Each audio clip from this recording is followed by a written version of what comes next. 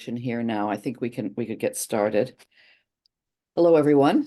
Happy reunion. I don't know where you are, but it is a wonderful spring day here in Toronto. And I think it's going to stay up this kind of great weather for the rest of the days, and the garden party, especially on Saturday, should be great. We're very, very happy that you're taking part in reunion. So thank you for doing that. And I hope you're looking at what's going on virtually too. There's an awful lot of good stuff from across the university, not just necessarily Trinity things. So you might want to take a look. I went to a fabulous one yesterday on the Regency period. It was a wonderful man speaking from Bath, of all places. Anyway, enough of that. I'm Maureen Simpson. I'm the past chair of the Alumni Association Executive, and I'm still a member of that group. I will be the host and moderator this afternoon. And I want to just cover a few things before we get started and before I introduce Sylvia. To improve your viewing experience, please put it on to select a speaker view rather than gallery view at the top of your screen, top right hand of the screen. Everyone is going to be muted for this presentation, but please if you have questions, please put them in the Q&A so that we can ask them at the end of the presentation. There'll be some time for questions. And I'm sure you'll have great ones because usually the Trinity crowd have a really good lot of questions to ask everybody. And there's a Q&A button is at the bottom of your screen. It just says Q&A, and it's about a third of the way from the left. Now, it's my pleasure this afternoon to introduce you to our speaker, Sylvia Lassam, the Rolph-Bell Archivist at Trinity. I'm sure most of you are very aware of her and what she does for the college. It's really great. Anyway, Sylvia graduated with a degree in the history of art from Queen's, and then at University of Toronto with a library science master's. She's been the archivist at Trinity since 2008. I can't believe I've known you that long, Sylvia. Mm-hmm. She previously worked in the rare book business at the Osborne collection of early children's books, the Archives of Ontario, the City of Toronto Archives, and the Art Gallery of Ontario Archives. Welcome, Sylvia. Thank you very much, Maureen, and welcome to all of you. I'll just get my screen sharing here. Yep.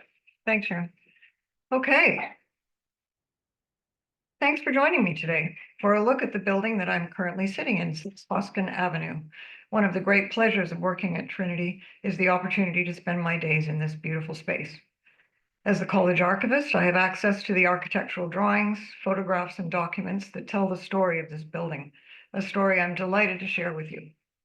As I've come to know the building, I've been continually struck by the remarkable cast of characters that contributed to its creation, including the administrators, donors, alumni, architects, and sculptors who left their mark in various ways over a long period of time. My talk then is in part an architectural history and in part a tribute to the complex interplay of personalities, historical interventions, subliminal messaging, and financial scrambling, all layered on top of artistic intent. My title slide is a map of early Toronto from 1862, the Brown's map. The original is at the City of Toronto Archives. So we see here in the lower left, the original Trinity College, 10 years old at this point. And at the top right, the location of the second iteration of Trinity College, just below Bloor Street, where Harvard Street ends.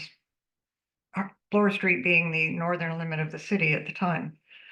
The main part of the city is below Queen Street along King and the harbor, which is cropped in this map.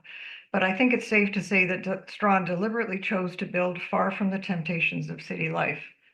This is Harvard Street up here, and it ends at this time. But this is where the site of the new Trinity College will be. By the way, Hoskin Avenue, the short stretch of road that continues Harvard Street for 2 blocks through to Queen's Park, was named after John Hoskin, a lawyer from Devonshire, England, who immigrated to Toronto in 1854 and served for many years in various positions at the University of Toronto. When the street was laid through the university grounds, it was named in his honor, as was Devonshire Place, recognizing his birthplace. And I'm not quite sure exactly when the street was built, but it doesn't appear on the 1903 Godes map, but it does appear in the 1910 version, so somewhere in there. And one last note before I start is to say that I'm indebted to Graham Owen for some of my comments about both of the buildings I'll be talking about today. Professor Owen is a Trinity graduate who wrote a paper on the architecture of our buildings as an undergraduate. And he went on to become an architect and architectural historian, most recently as an associate professor of architecture at Tulane University in New Orleans. So we start, of course, with John Strawn. In 1850, at the age of 67, Strawn traveled to England to raise funds for his second attempt to create an Anglican university. Bishop Strawn had strong feelings about the way things looked, having an interest in silver and furniture as well as architecture. When he was in England, he saw an article about the proposed St. Aidan's Theological College in Birkenhead on his fundraising trip, and he secured a set of plans.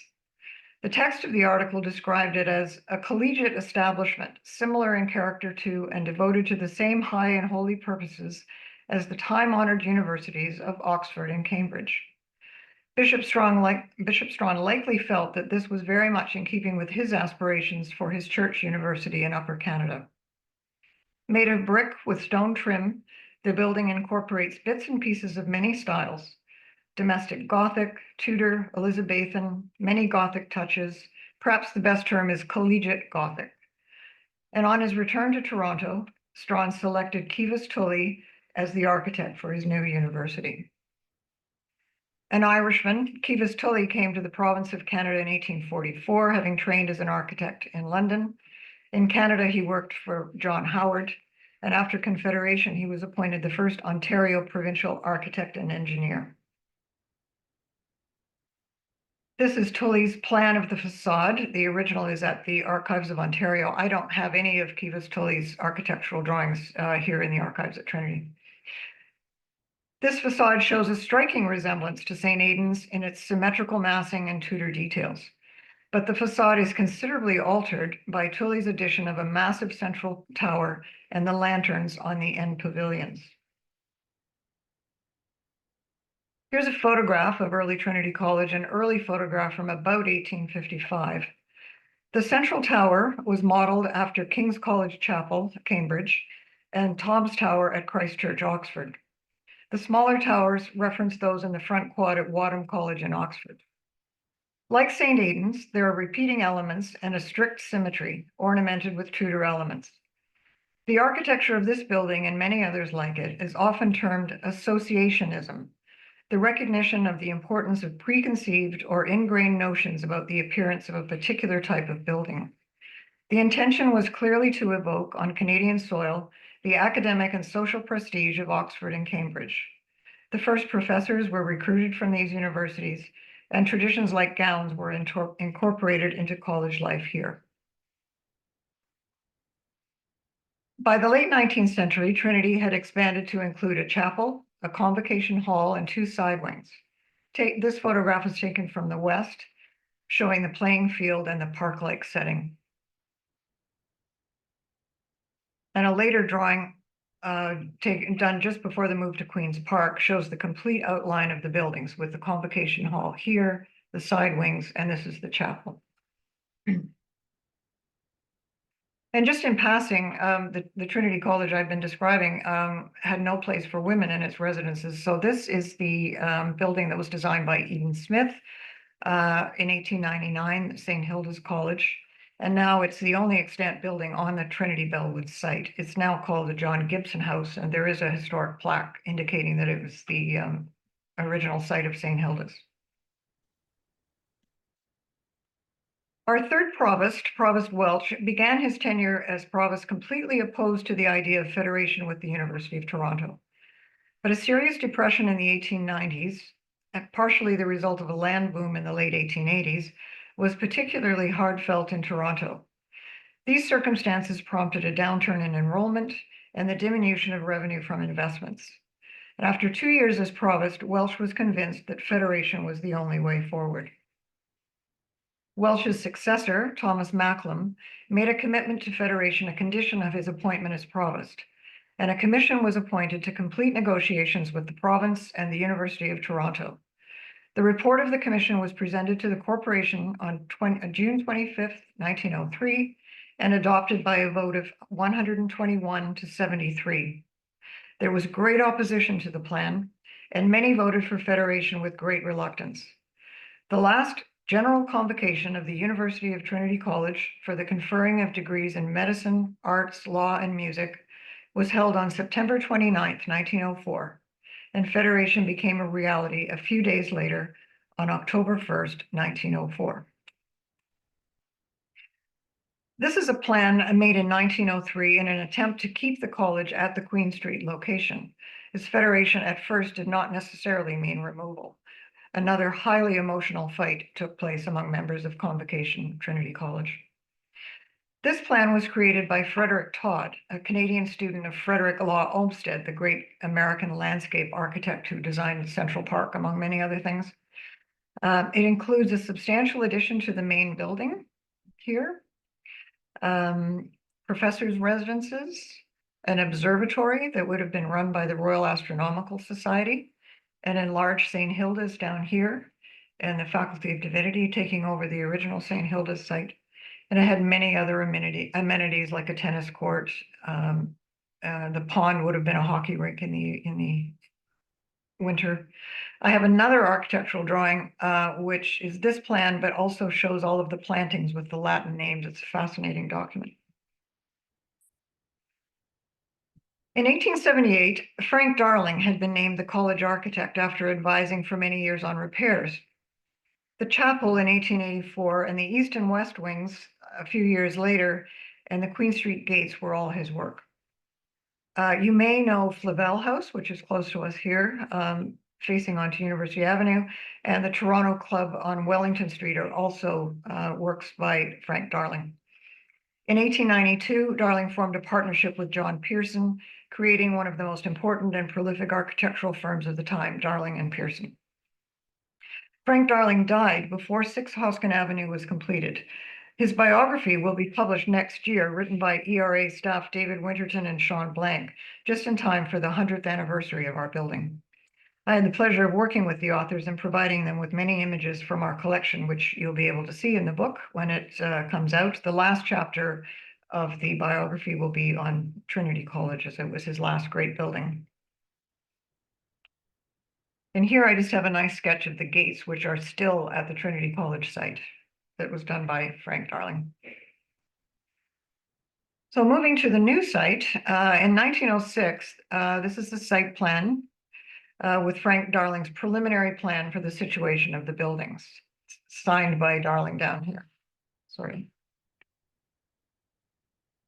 This is a very early concept drawing, as the site had not yet been approved by the University of Toronto at this point. You can see McMaster University is up here. We have a botanical garden complex with a palm court where the ROM is now. Sir Edmund Walker's property over here, the Flavelle property. It's a fascinating document. Devonshire House was not yet built. There are some university residences, proposed university residences over here.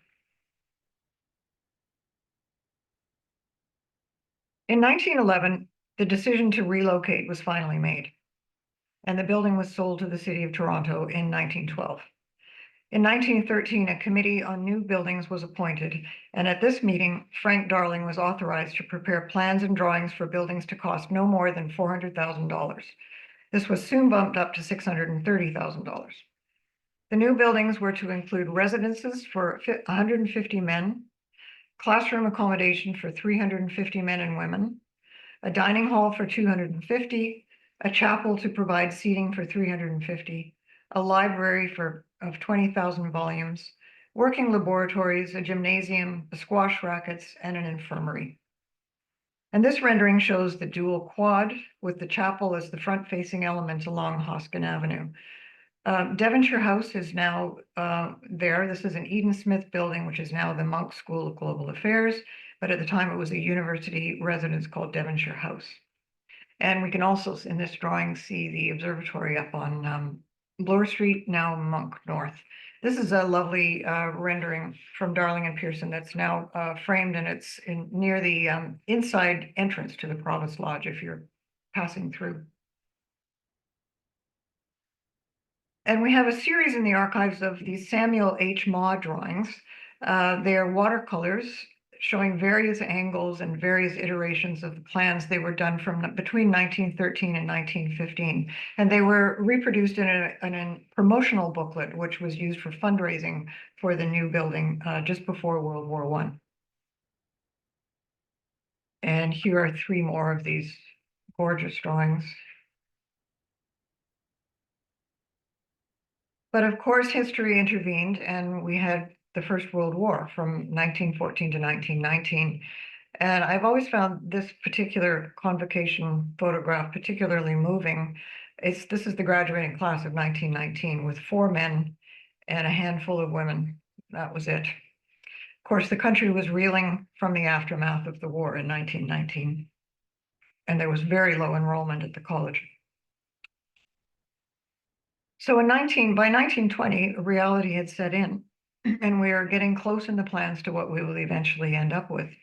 This floor plan shows the ground floor of the college, showing just the frontage on Hoskin Avenue. It includes classrooms, administrative offices, the library, provost residences, the porter's lodge.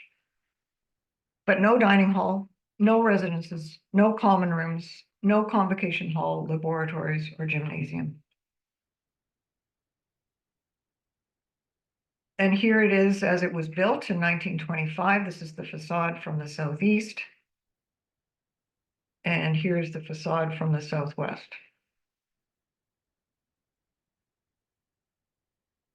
Here's the drawing of one of the many architectural drawings we have of this building. And with this elevation, we get a double association with the old college. The facade is clearly modeled after that, and with the original intent to evoke the English universities. The facade is similar to the original Trinity College, but to my mind, it's a little more successful. The central tower and side lanterns are more fully integrated and look a little less like add-ons. The use of stone is visually very appealing, but I understand from the building manager that in terms of wear in the Canadian climate, this has been an ongoing problem. But just for context, in 1925, the same year, Le Corbusier built the Pavillon de l'Esprit Nouveau at the Paris exhibition. Quite a difference in sensibility. So we move back to the importance of associationism. Trinity College and other buildings like it provided a segment of the Canadian population with an instant tradition. It symbolized a set of larger cultural values and assumptions that had been among the key elements in the formation of Canadian nationhood. It reaffirmed the worth of those values at a time of crisis in the history of the English-speaking world, namely World War I. And I'd like to show you, I mentioned that there were no residences in the college. So this was used as the residence for the men at Trinity College between 1925 and 1942, when the East and West Wings were created. This is Trinity House. It was formerly the St. George Mansions, the first apartment building built in Canada. And it was at the corner of St. George and Hoskin, and we used it as our men's residence. And similarly, for the women residence, we had 3 buildings on St. George. This one is 99 St. George Street, former residence of Sir Edmund Walker. And we also had 111 and 113. These buildings are all torn down now. We'd sold the properties to the University of Toronto. So here are some early shots of the interior of 6 Hoskin Avenue as it was built in 1925. The Construction magazine featured it in their November 1925 issue, and I have a couple of nice photographs from that. Here is the main hallway, the entranceway, and here's the corridor looking east. You can see this lovely repeating archways that create a cloistered effect with some soft light coming in from the north. And here's the Provost Reception Hall.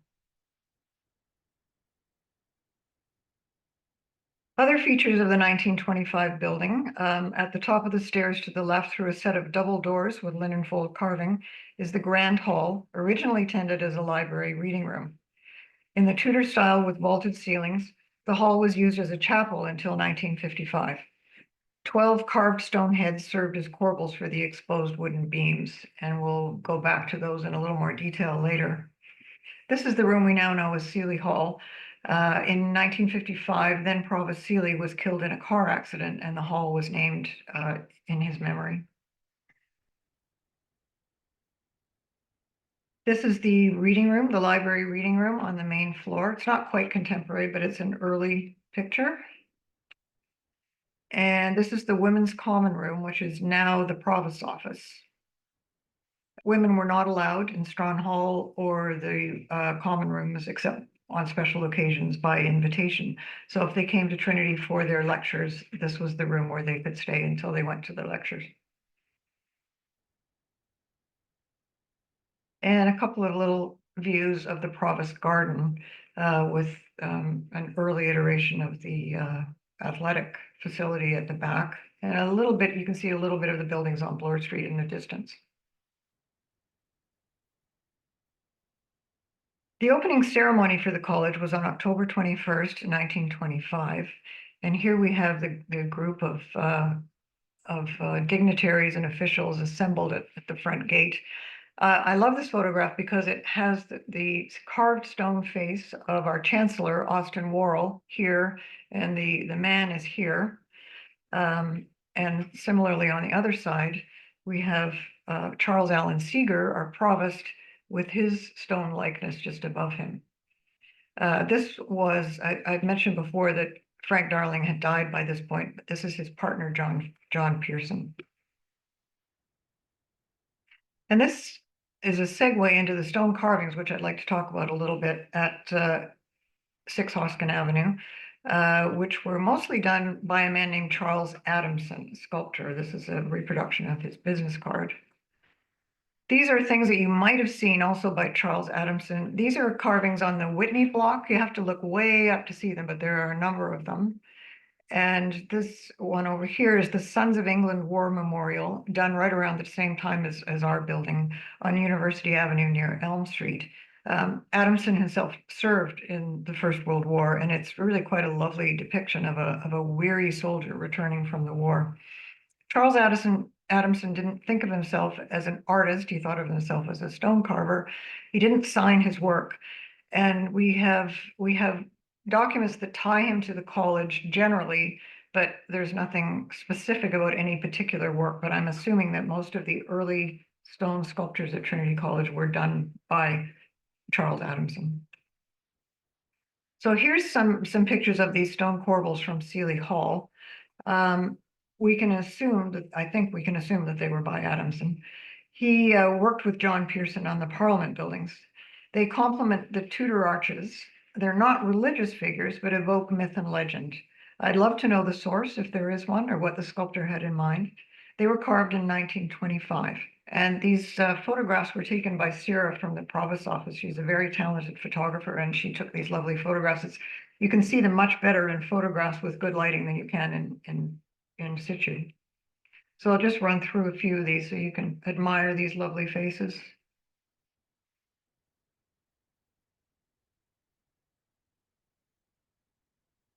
And returning to the main corridor, if you go down the west corridor from the main entrance, you see these lively naturalistic depictions of North American birds, animals, insects, and fish.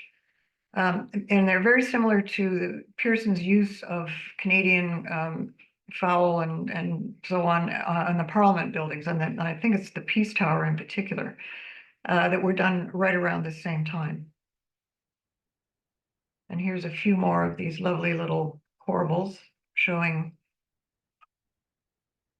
compilations of Canadian flora and fauna.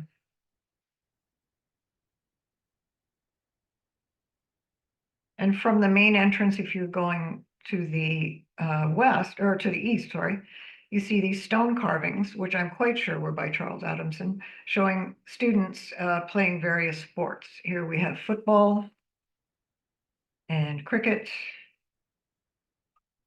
and fishing, boxing,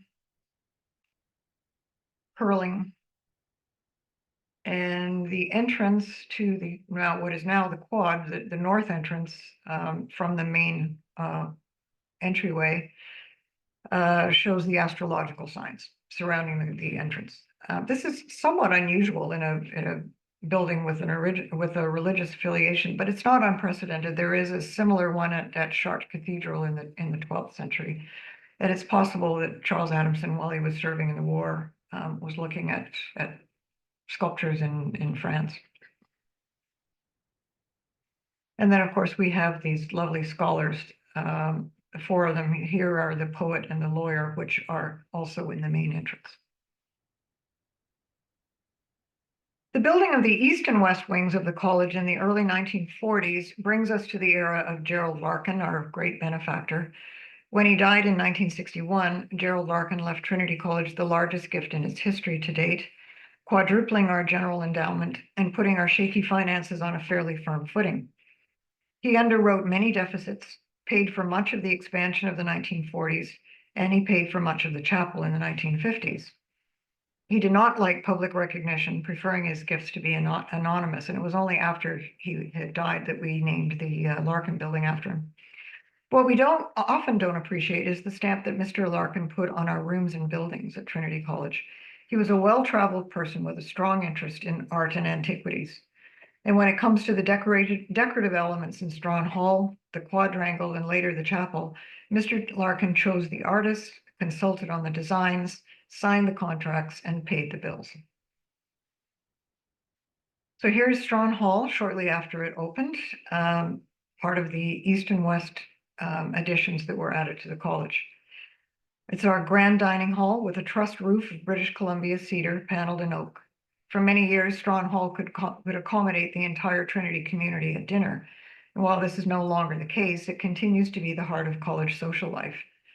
The tapestry was a gift from Mr. Larkin, who somehow shipped it here in the height of World War II.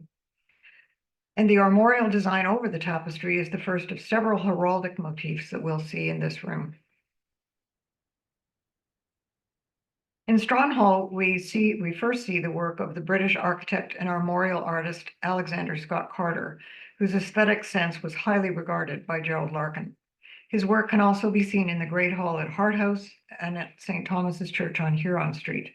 This is a carving, before it was polychromed, of the Strawn coat of arms in Strawn Hall.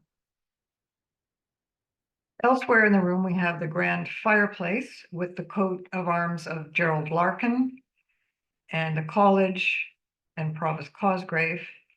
And then at the back of the room is the clock with its William Cooper line, "Slow comes the hour, its passing speed, how great."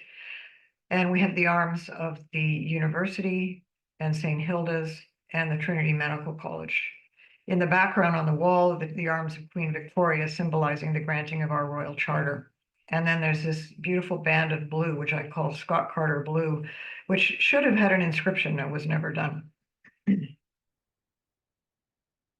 More heraldry, the oriel windows with the arms of other educational institutions linking our Trinity College to other important schools and universities. Ellen Simon was commissioned by Gerald Larkin to create the stained glass windows in Strawn Hall.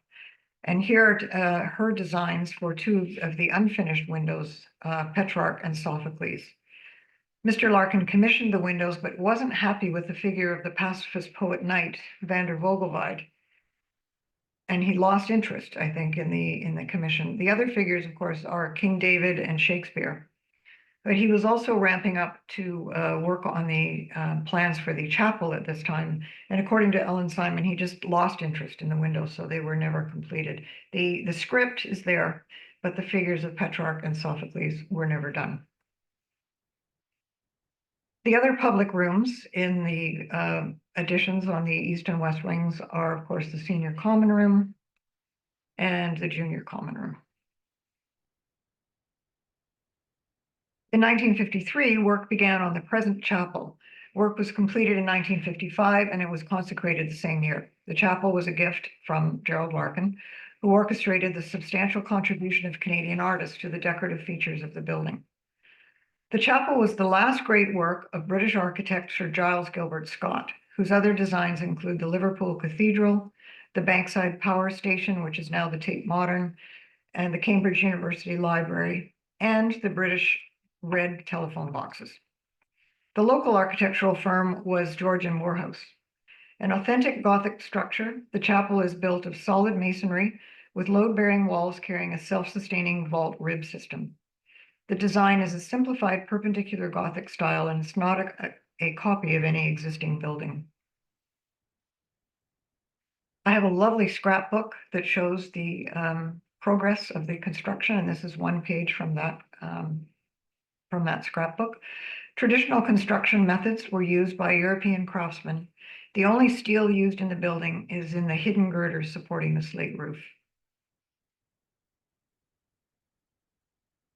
The exterior is sandstone and the interior is a combination of Indiana limestone support and stucco work, while the floor is Roman travertine.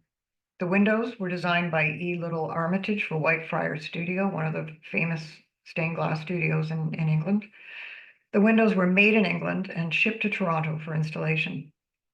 Great restraint has been shown in the unadorned masses between the windows and the nearly monochrome expanses of glass.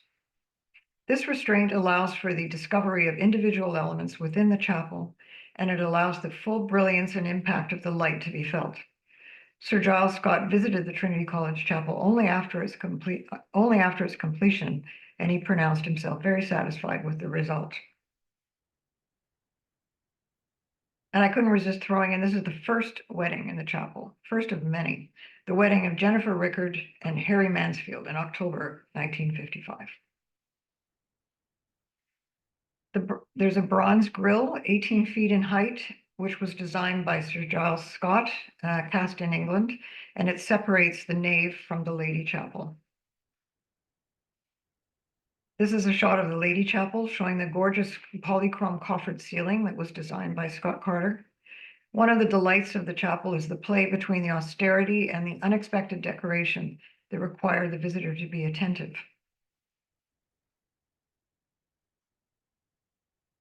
The War Memorial in the chapel was built shortly after World War II. It would have been front of mind for those who were building the chapel. The framing was by the architect, George Moorhouse, and the medallions at the bottom were designed by Scott Carter. Another wonderful feature of the chapel, which is rarely seen because it's in the vestibule over at the entrance to Hoskin Avenue, which is no longer used, are these lovely pre-Raphaelite angels, which are probably done by the firm of McCausland Glass. And they were from the original Trinity College and were built into the new one. Well worth a visit if you're looking in the college or in the chapel. Jacobine Jones was a sculptor that Mr. Larkin clearly liked to work with. She was an English artist transported to Toronto in 1932. She did the decoration of many bank buildings. We see her work on the Canadiana buildings on Queen's Park Crescent, if you're going down in that direction. And she was also the head of the sculpture department at the Ontario College of Art for a time. This is her beautiful little Noah's Ark on the lintel above the doorway going out to Hoskin Avenue. And on the back of that lintel is her tympanum, which again is in this little vestibule, which you never see. It's shown here in a photograph that was taken before it was installed. It was very hard to photograph now. It's so dark in there. She had a wonderful way with animals, I think you'll see. She also designed the two praying angels in the baptistry, their wings showing an exaggerated upward thrust like the chapel itself. Sorry, not the baptistry, the baptismal font. And in the archives, I have her drawings for the altarpiece, the triptych altarpiece, which she did not get to build. The commission was given to Albert Stafford, an obscure British architect or artist that I can find very little about. Clearly, I think there must have been some sort of power struggle between Mr. Larkin, who wanted Jacobin Jones, and Charles Gilbert Scott, who chose Albert Stafford. It's fairly effective and has all sorts of Gothic elements, a nice little bit of golden color in the otherwise very austere nave. And as you leave the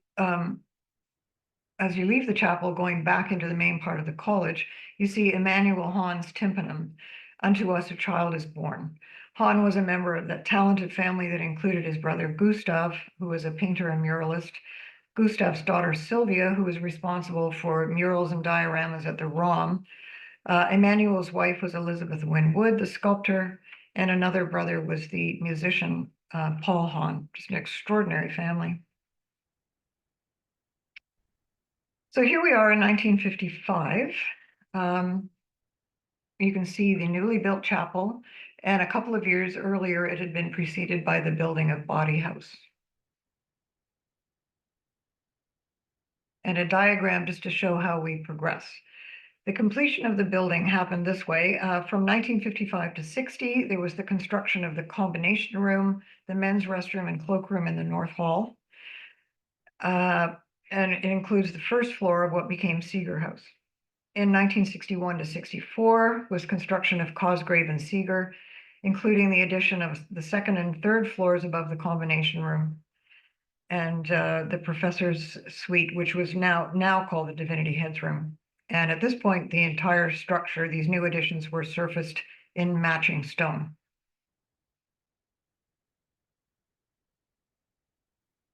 And that leaves us with our last great room at Trinity College, the quadrangle, which we will consider as an entity in itself. It's an important room within 6 Hoskin Avenue. And that's exactly, I believe, how the various builders wanted it to be seen. It has a number of unifying features that were consciously added. Here's the West Wing as it was built, showing the outside of Strawn Hall in 1942 with the open north end. This slide nicely shows the transition between the old and the new wing, the roof lantern that dialogues with the old building, and the simplified form of the collegiate Gothic style. Arthur Henshaw Packer was the stonemason who did the portraits of Provost Cosgrave and Archbishop Owen at the entrance to Strawn Hall from the quad. Packer was another relatively unknown stone carver transplanted from England, whose work is not well known. His daughter claims that he did much of the actual carving for sculptors Florence Weil and Francis Loring, whose Queen Elizabeth Way monument is in Swansea. Packer also designed and built a number of the lovely Tudor-style homes in the Kingsway neighborhood. Here's a closer look at his Owen and Cosgrave. Owen often has a cigarette in his mouth, so I thought I would just leave that in. And on the east side, the east wing, this is shortly after it's built. You can see the transition here. This is where the stub of the old building was and where the addition was added. And again, the simplified integration of stylistic elements from the earlier building. The tower and gate give both a sense of being closed off from the outside world and a gateway into it. Here's Henderson Tower, showing Arthur Henshaw Packer carving the portraits of Edward VI and Queen Mother. The sculpted heads are a way of tying together the east and west wings, and we can also note the arms of the Henderson family above the gate. Another way of tying together the quad as a unified space is the use of heraldry, and this would have been an important way of reading the room for the various architects who worked on it. Scott Carter was employed to create his beautiful polychrome renditions of armorial designs at various places in the quad, adding a little color and a sense of rhythm as the eye moves around the space. So he included the coats of arms of various people above the doorways to the residences. We have the coat of arms of the person for whom that residence was named. And a few more, Sir John Beverley Robinson, who of course was our first chancellor, and Provost Body. This is a drawing by the architectural firm of Somerville, McMurroch, and Oxley, who did the Seeger and Cosgrave edition in 1961. I think they did a masterful job of creating a modern building that doesn't copy, but picks up key features of the older surroundings. This corner perspective illustrates how they included a modern sculptural flesh or tower on the that in no way copies the corresponding ladder on the earlier building, but honors it in the way of scale and placement. And here's the actual building as built, the final step in the completion of the quad. It's less self-consciously medieval, but still draws together harmonious elements from the other buildings. This isn't groundbreaking architecture. Keep in mind that this is the era of Mies van der Rohe, but it contains very nicely considered architectural features, including the rhythmic use of bays and dormers, and the window over the entrance to Seeger that echoes the oriel window. Here's Provost Owen at the installation of the flesh. Again, no attempt to create a historically evocative lantern, but a modern sculptural interpretation that speaks to the other wings. The heraldic elements of Cosgrave and Seeger House are by Harold Stacey, who also did the fireplace and the buttery. He was primarily a silversmith. He created a beautiful chalice and paten for the chapel in memory of Archbishop Kingston, and he created our processional cross. Here he worked in bronze, creating modern sculptural elements that complete the heraldic elements in the quadrangle. And here is Stacey working on the skull and key, the symbols of Episcopon. This sculpture disappeared from the dormer soon after it was created, leaving one of the dormers unadorned. If anyone knows where it is, please tell me. And finally, we have the last of the armorial pieces in the quadrangle from the arms of Provost Cosgrave and Provost Owen. And I will leave you in this shady corner of the quad with the late Adrian Allison created this portrait bust of John Strawn, the last addition to the quad in 2000, a gift of the students at Trinity College. So it took a long time and a large number of people to create what we now know as 6 Hoskin Avenue, but I hope the dissecting of the process will enhance your visit the next time you're here. Thank you, and I'm happy to take some questions. Well, that was amazing. Thank you. Who has some questions? I'm sure there got to be some.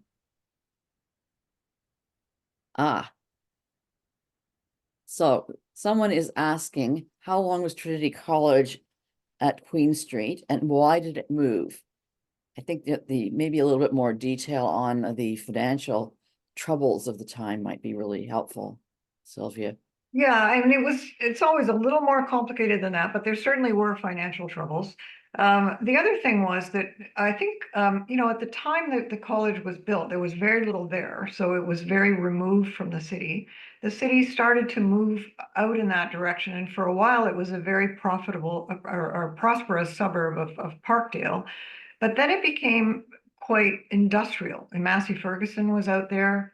And it became not as prosperous. It was industrial, and so that I think was another reason for leaving the premises. But mainly it was finances. I think they just simply could not afford. There just probably weren't enough Anglicans who wanted higher education to continue an institution on that scale. So it was a very hard decision for the college to make, and there were many, many people that were very much opposed to it. But in fact, it was there. So the college was there. We started the building was built in 1852, and we actually moved in 1925. We federated in 1904, but then it took that period from 1904 to 1925 to actually make the move from one location to the other. I hope that answers the question that was asked. I think it should. David Jeans has put his hand up. Yes, my chat is disabled. Can you hear me okay? Yes. Yes. Good. Yeah, I'm in Ottawa, but I'll be at Trinity the next 3 days, so you've given me an awful lot to look at. Question, when you said the chapel was not modeled on any other building, As far as Liverpool Cathedral is concerned, Liverpool Cathedral is also a very uh, severe, not heavily decorated Gothic building. Would you say that there's at least an inspirational connection between the Trinity Chapel and Liverpool Cathedral? Yes, I think so. I haven't been there, but I have looked at pictures of it. I definitely think so. That seems to be one of his trademarks, was that austerity and the lack of, decor only in specific places. As I recall, the altar of Liverpool Cathedral is quite ornate, but apart from that, it's very austere. So yeah, I think that's probably one of Giles Scott's signature looks. There is an art historian at Yale who's done a lot of work on Giles Gilbert Scott, and there's quite a few. If anybody's interested, there's a lot of publications about him.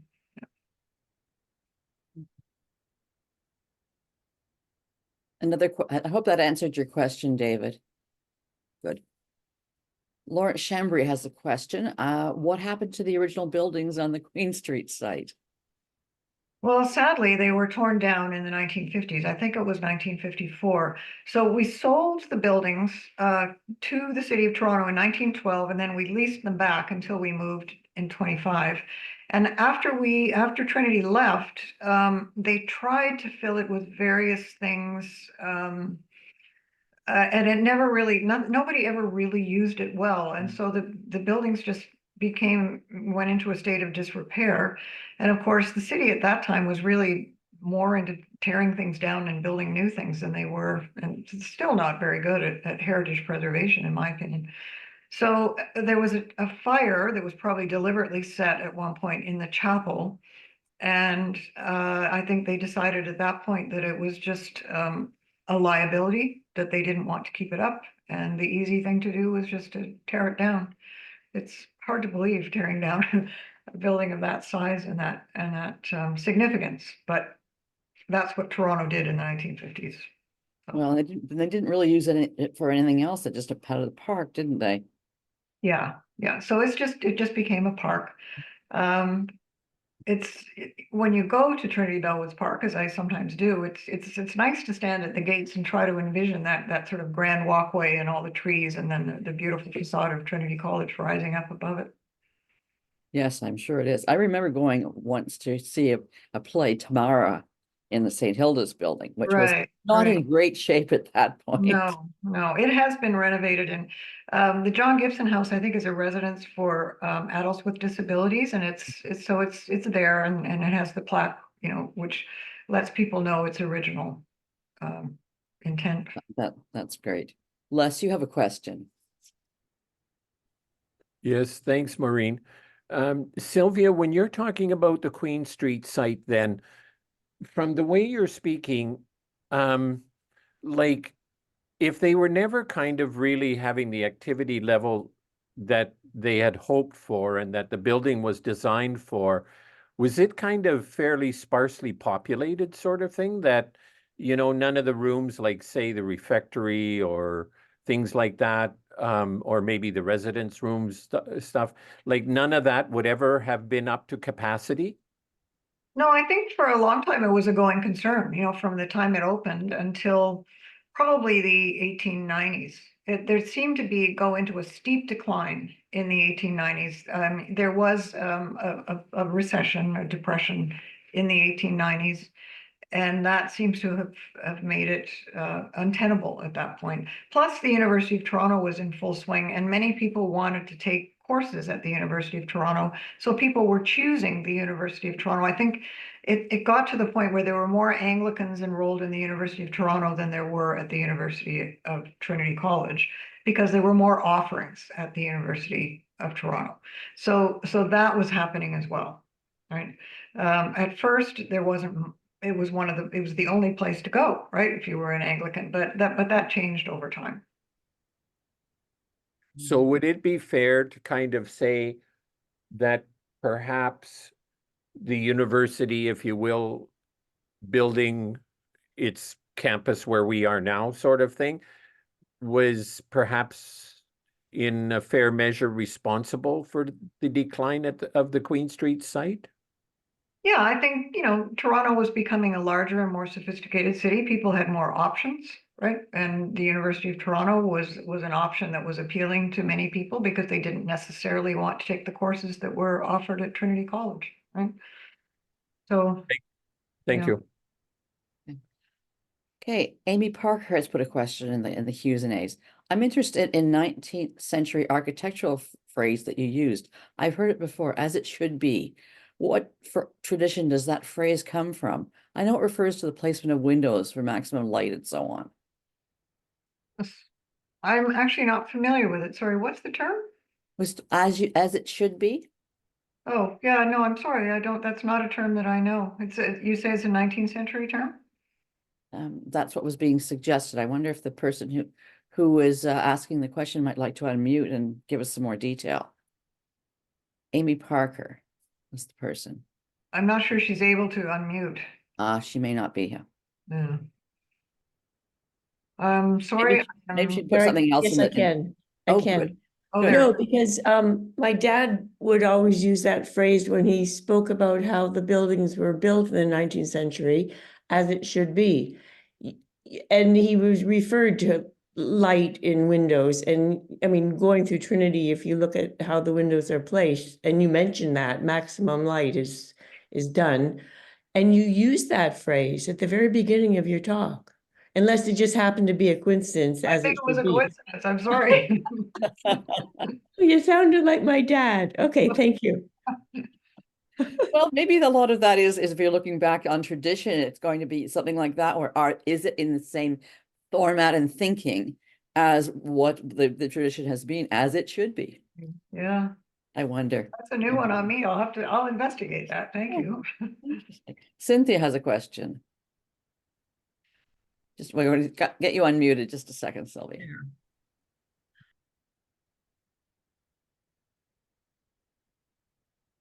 I think you can unmute yourself now, Cynthia. I hope. Can you unmute yourself? Here we are. Mine is an odd question, but when did what I call the altar wars begin? We have in our family a tradition of marrying, baptizing, and burying people from Trinity College Chapel. And at a recent, not too recent, family wedding, the rehearsal evening, the altar from the chapel, in other words, the old carved altar, was in front of everybody while they were rehearsing. The very next day at the wedding, the bride, the groom, and myself as the mother of one of the bride walked down, and there was the new altar, complete with all accoutrements. And there must be a history of that. I think it's quite funny. It happened at a family funeral, or a big one once, and the baptisms are always in the chapel, so it's usually the wooden altar. So I realize that may seem a quibble, but I have a feeling it has an interesting history. Well, I think by the wooden chapel or the wooden altar, you mean the one that's in the Lady Chapel, I think. Which Yes. Yes, and that is from the old Trinity College. It's actually extremely beautiful carving. I think it was William McCormick was, I think, the carver who did a lot of work in the Ontario legislature and all the carving in the legislative building. So that was the original altar from Queen Street. The new altar is a gift from the class of, I think it's 1945, in honor of the men and women who fought in World War II. And that was done by a sculptor, furniture maker named Gordon Peterin.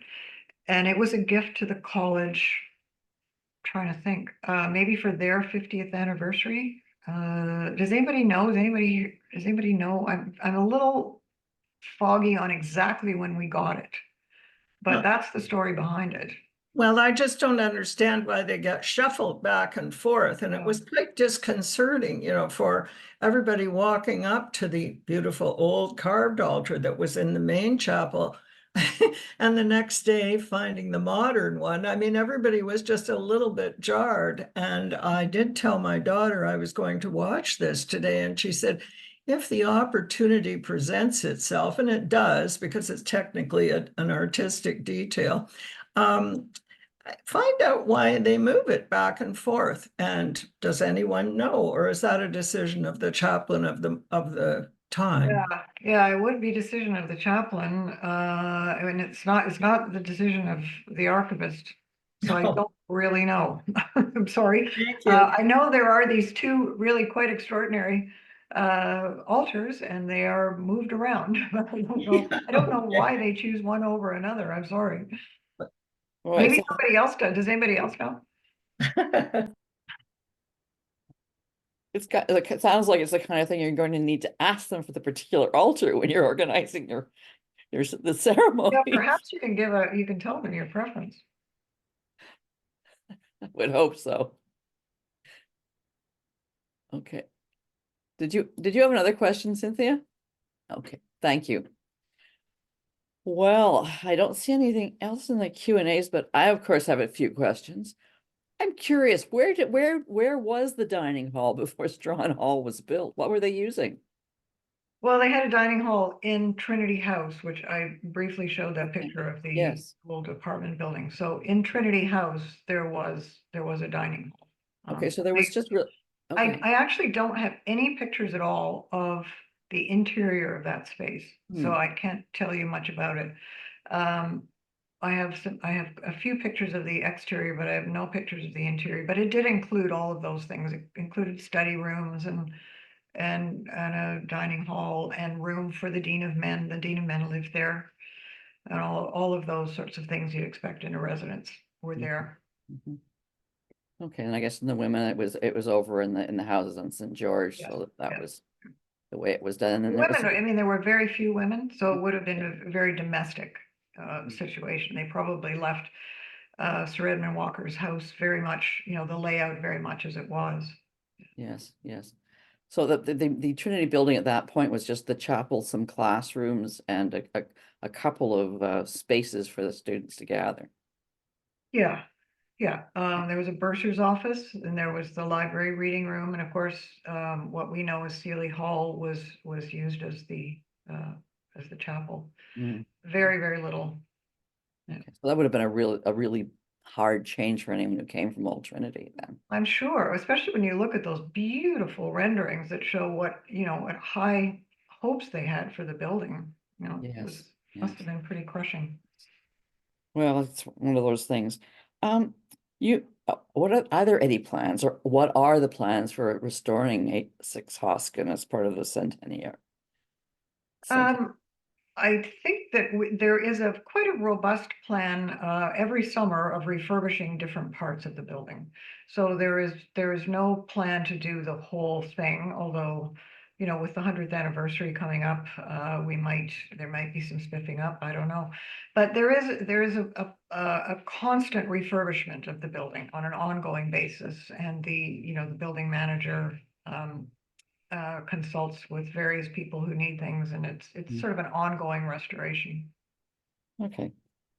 But then there won't be anything. I'm just thinking, but it's too bad there wasn't a particular project, but I know all the efforts right now are for the new building. Yeah, which interestingly enough kind of completes sort of the original intent, right? It uses up the entire property. They're not completely closed off quadrangles, but there are lovely green spaces which evoke a quadrangle. So in an odd kind of way that the new Lawson Center does sort of complete the plan for the building, or not for the building, but for the campus. Sure. So in a much more modern way. So we really have a succession then that has happened where you can appreciate the history of both the building and the college's development through all of this in the new spaces. Mm-hmm. Yeah. David, you have another question? Yes, actually prompted by talking about reimagining and the quadrangle and the view behind you, Maureen. Sylvia, you didn't when you talked about the quadrangle as a room, you didn't talk about what happened to it. That's right. I got a new carpet. That was 1906. That was, or not 1906. I'm in the wrong century. 2006. There was a refurbishment of the quadrangle. And the lead donor on that was, of course, Steve Otto, who was one of Trinity's proud graduates and a great heritage person in the city of Toronto. I don't think he wanted to have too much attention. He was like Gerald Larkin. He didn't want any spotlight at the time, but I think it's safe to say now that he was the guiding force behind that. And that was during Provost Macmillan's time, and there was a project to create this this lovely sort of carpet for the quadrangle using this Celtic design. I wasn't here at the time. It was shortly before I joined the college, so I wasn't part of that. But it's had a few technical difficulties, but I think overall it's certainly a very striking addition. It's certainly striking, and I knew Stephen Otto, so I'm very interested to know that he was behind that. Yeah, no, he was very interested and very involved in heritage things at the college.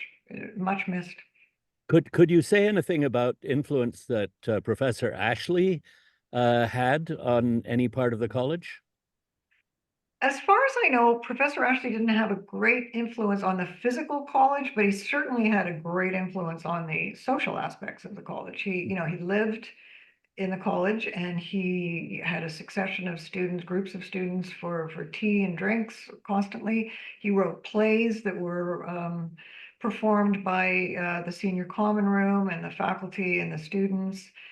He was a coach for various sports teams, so he had a huge influence on the life of the college. But I'm not aware of anything that he did specifically for the built form of the college, but certainly a big presence at Trinity College during his life. Yeah, and a very important person who would, if there was conflict between students, would have them to tea and work it out for them. Yeah. And of course, they named the that little alleyway that leads to the back of the college from the quad is called Ashley's Alley. And there's a portrait of him in the junior common room. There's a question from George Hume. As a person who hovered around Trinity over the years, I'm glad to see an explanation of all the features of the site. I lived in Devonshire House, then in Wycliffe, and finally worked for Somerville, McMurrich, and Oxley while the quadrangle was being completed. George, do you want to have anything to say on that? Would you like to comment on the mute? Let's see about muting you. Well, thank you for offering me the opportunity. I've always had an interest in Trinity, as I said in my comments yesterday. Being in Wycliffe, we considered the front steps of Trinity the best feature because from there you get the best view of Wycliffe. Anyway, my question now that I have the opportunity is there any implications of the choosing of the site due to the fact that Wycliffe was already there when the site was chosen for Trinity? As far as I know, Trinity actually didn't choose the site. It was given to us. It was carved off by the University of Toronto, right? Okay. So they were the ones. I've never come across any mention of the administration of Trinity at the time having any say in what was the site. But that's a question that's worth looking into. I'm not really sure. There wouldn't have been too many sites left by the 1920s, so I guess it was, in that sense, it was an obvious place. Mm-hmm. But yeah, I don't think that Trinity College had a choice. I think they were just given this spot, as far as I know. And was there anything on the site before Trinity? No. I have looked into that, and there were no buildings on the site at all. Okay. Thank you. It was just that nice ravine. Would have been a bigger ravine. Philosopher's Walk. Philosopher's Walk. We knew it well from both underground and above, having lived in Devonshire and traveled the tunnels before the university prevented that. Right. So was that part of the area filled in to build the college? When you say it was a wider ravine before. Oh, just that the ravine that's there now would have been more green space. before Trinity College was built. Okay, so it wasn't a matter that that the elevations on the No, the no, the walls elevation, were I in the don't think ground. changed, no. Okay, no, thank you. Well, we're a bit over time and I don't see any other questions in the Q and As. So I think we should probably wrap this up. I really, this has been a most interesting. Sylvia, I hope you're going to do some tours in person of the sculptures. That would be fascinating. Yeah, they're really fun. Anybody who wants to talk about the sculptures, I'm up for it anytime. Well, let's see about getting a tour together on that one. I'm sure we can find a lot of takers for that one. Well, thank you, Sylvia, very much. It's been wonderful, fascinating, and I'm looking forward to discussing bits of it further with you.